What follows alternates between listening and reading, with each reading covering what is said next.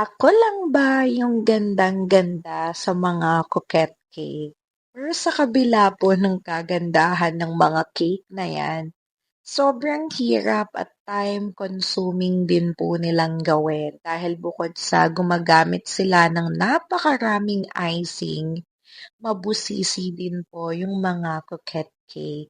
Ang size nga pala ng cake na 'to ay 6 by 6, tapos parang, Spider-Man yata yung theme or favorite ng celebrant. Kaya yung pinaka-coquette cake niya ay Spider-Man theme. So, yun na nga, Spider-Man theme nga ito. Tapos yung nga palang color nito ay parang mid-dark, like maroon siya na mid-dark. Hindi ko alam exactly yung tawag sa color. Pero disclaimer lang po pala, lalong-lalo na po sa mga nagsasend sa atin ng mga inspo, na yung mga inspo po na sinesend nyo, lagi naman naming sineset ang proper expectation, especially ako, na hindi talaga siya nagagaya 100%. Hindi siya nagagaya in a way na yung design, madali pong gayahin yung design eh.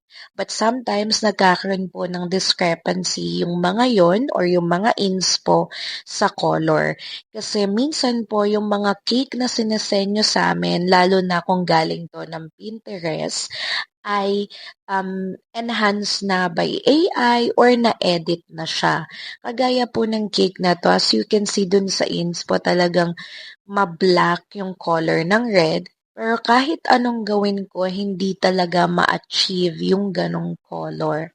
Kasi nga po, enhanced na by AI yung cake. Or yung mga inspo po na nakukuha natin from Pinterest or Google. Dito pala ipatapos na ako sa ating cake. Ina-attach ko na lang yung mga ribbons.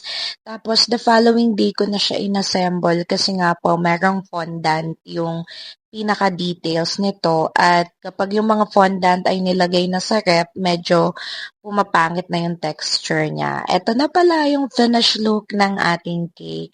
Happiest birthday po sa ating celebrant, and thank you so much everyone for watching!